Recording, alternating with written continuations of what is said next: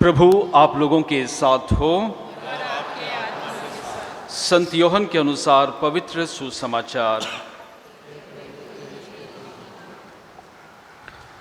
उसी दिन अर्थात सप्ताह के प्रथम दिन संध्या समय, जब शिष्य यहूदियों के भय से द्वार बंद किए एकत्र थे, यीशु उनके बीच आ खड़े हो गए। उन्होंने शिष्यों से कहा, तुम्हें शांति मिले। और इसके बाद उन्हें अपने हाथ और अपनी बगल दिखाई।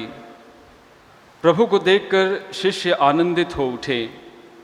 यीशु ने उनसे फिर कहा, तुम्हें शांति मिले। जैसे पिता ने मुझे भेजा है, वैसे ही मैं भी तुम्हें भेजता हूँ। यह कहने के बाद यीशु ने उन पर फूंक कर कहा, पवित्र आत्मा को ग्रहण करो। तुम जिन लोगों के पाप क्षमा करोगे, वे अपने पापों से मुक्त हो जाएंगे, और जिन लोगों के पाप नहीं क्षमा करोगे, वे अपने पापों से बंधे रहेंगे। यीशु के आने के समय 12 में से एक थॉमस, जो यमल कहलाता था, उनके साथ नहीं था। दूसरे शिष्यों ने उनसे कहा, हमने प्रभु को देखा है।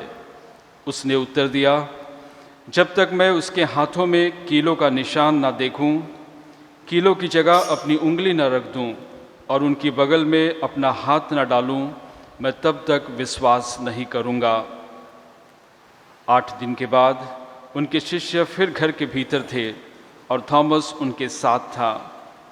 द्वार बंद होने पर भी यीशु उनके बीच आ खड़े हो गए और बोले, तुम्हें शांति मिले। तब उन्होंने थॉमस से कहा, अपनी उंगली यहाँ रख दो, देखो ये मेरे हाथ हैं। अपना हाथ बढ़ाकर मेरी बगल में डालो और अविश्वासी नहीं बल्कि विश्वासी बनो। थॉमस ने उत्तर दिया, मेरे प्रभु मेरे ईश्वर। यीशु ने उससे कहा, क्या तुम इसलिए विश्वास करते हो कि तुमने मुझे देखा है? धन्य है वे जो बिना देखे ही विश्वास करते हैं। यीशु ने अपने शिष्यों के सामने और बहुत से चमत्कार किए, जिनका विवरण इस पुस्तक में नहीं दिया गया है।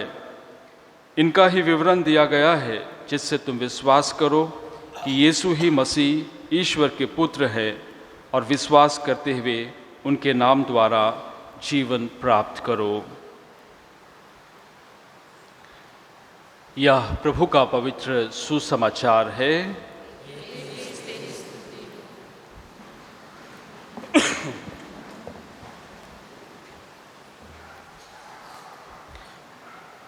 ख्रिस्त में प्यारे भाइयों और बहनों, इन दिनों जब हम पास्का के आनंद में हैं, वही प्रभु यीशु ख्रिस्त जिन्होंने हम सबों के लिए दुख सहा, मृत्यु को ग्रहण किया और अंत में पुनर्जीवित होकर के यह बतलाया कि जीवन, या फिर कहेंगे जीवन में मृत्यु ही सब चीज़ नहीं, लेकिन मृत्यु से बढ़कर भी है, वह है ईश्वरीय जीवन। उसने मृत्यु पर विजय पाई।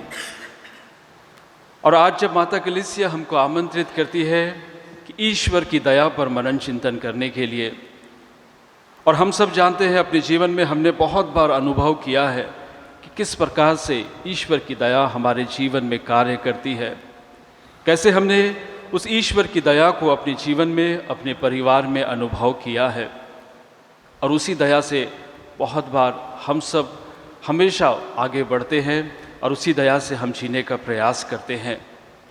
और इसीलिए माता कलीसिया एक रविवार देती है हम सबों को कि कैसे ईश्वर ने हमको प्यार किया, कैसे हमारी सृष्टि की, और जीवन के हर पल हर घड़ी हमारी रक्षा करता है, हम पर दया दिखाता है, हमारे पापों को, गलतियों को क्षमा करता है, और फिर एक बार हम सबों को गले लगाता है।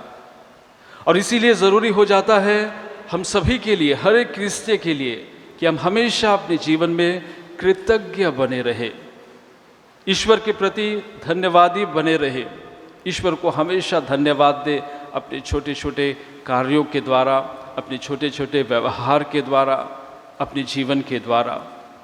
और इसीलिए इन दिनों जब हम पास्का का आनंद मना रहे हैं, पिछले रविवार जब हमने पास्का पर्व मनाया और आज उसकी दया पर मनन चिंतन कर रहे हैं, वही प्रभु यीशु क्रिस्त हम सबों को याद दिलाते हैं कि हमारे पापों के कारण उसने अपने आप को कुर्बान कर दिया।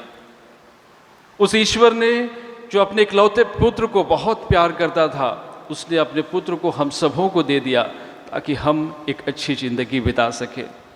और इसीलिए हर एक क्रिस्टियन का फर्ज बन जाता है कि हम मनन चिंतन करें ईश्वर की दया पर, और साथ ही साथ मनन चिंतन करें कि क्यों हम पास्का पर्व मनाते हैं। बहुत सालों से बहुत सारे लोग यहाँ पर है, कोई 70-80 सालों से पास्का पर्व मना रहे हैं, कोई 60 सालों से पास्का पर्व मना रहे होंगे, कोई 50, कोई 40, कोई 30, कोई 10, कोई 5 सालों से।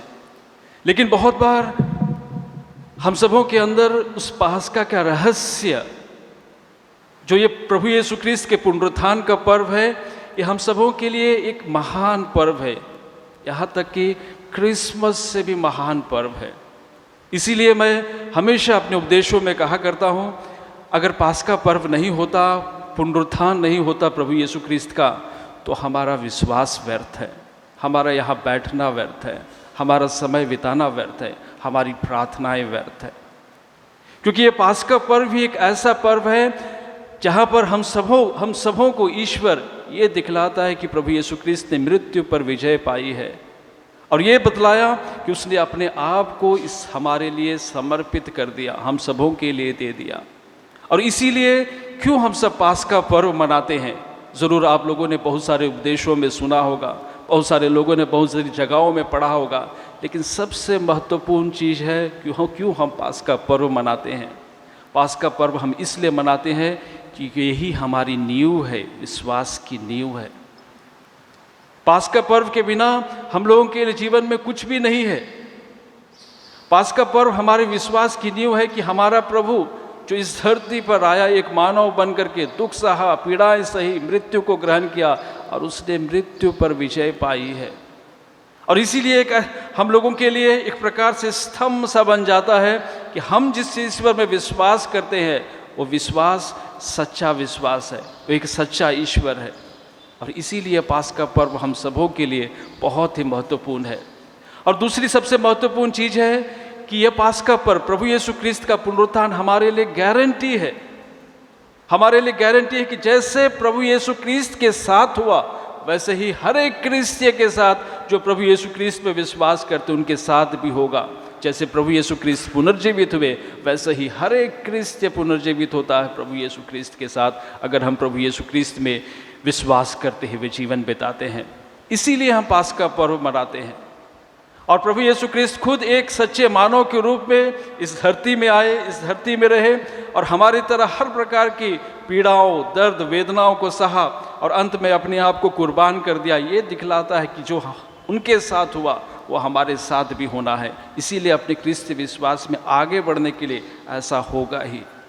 और तीसरी सबसे महत्वपूर्ण बात है, पास्का पर्व हम सबों के लिए मनाने के लिए एक आशा का पर्व है, एक प्रोत्साहन, इनकरेजमेंट का पर्व है, एक ऐसी आशा का पर्व है जो कभी खत्म नहीं होता है।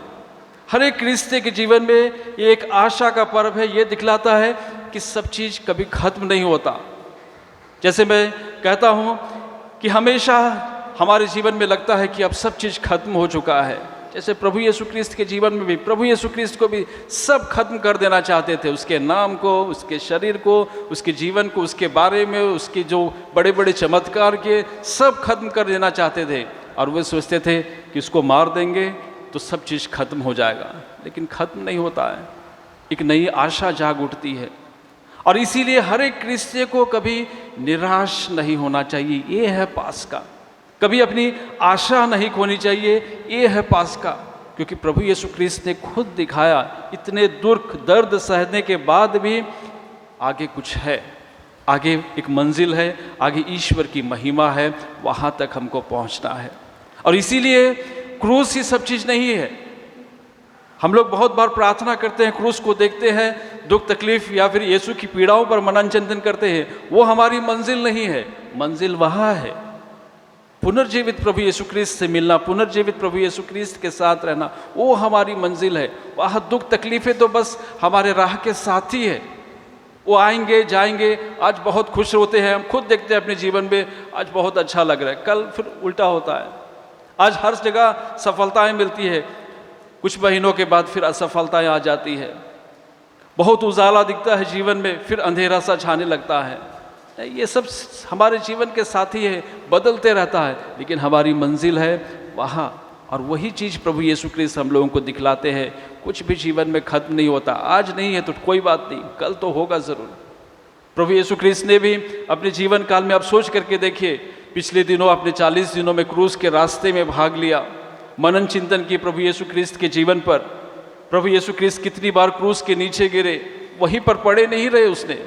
उसने कहा मुझको तो मरना ही है, क्यों मैं पहले स्थान में गिर गया, वहीं पर मर जाऊं, या फिर दूसरे स्थान पर गिरने के बाद में मैं बोल दूं सैनिकों से मुझको यहीं मार दो और मेरे पास ताकत नहीं है, जो करना है यहीं कर लो। नहीं, वह हमेशा गिरता है, और वह क्या करता है, उठता है, आगे चलता है, क्योंकि उसको उस मंजिल तक पहुंचना है।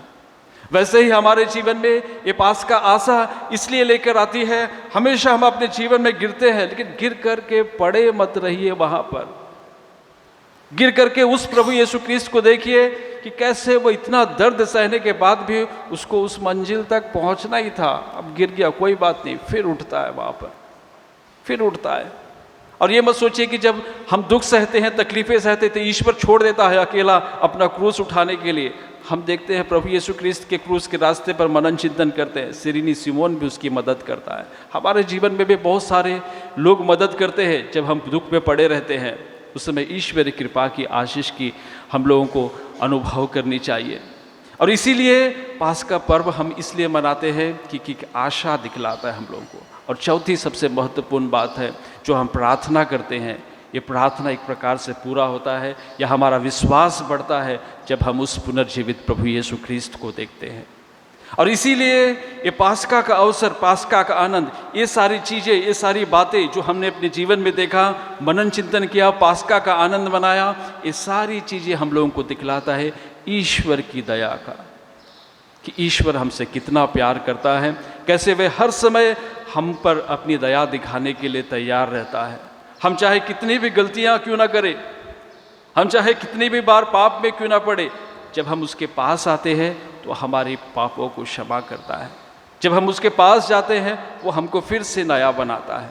और इसलिए आज जब हम लोग ईश्वरीय दया की बातें कर रहे हैं, ईश्वर की दया पर मनन चिंतन कर रहे हैं, मेरा एक ही सबसे महत्वपूर्ण संदेश रहेगा। इतनी सारी बातें कहने के बाद में पाप स्वीकार संस्कार में भाग लीजिए, क्योंकि अगर आप ईश्वर की दया का अनुभव करना चाहते हैं, जितने भी लोग यहाँ पर बैठे हैं उस पुनर्जीवित प्रभु यीशु क्रिस्त में विश्वास करते हैं, पाप स्वीकार संस्कार एक ऐसा संस्कार है जो ना सिर्फ हमारे पापों को क्षमा करता है, लेकिन अंदर से हमको एक तरह की शक्ति देता है।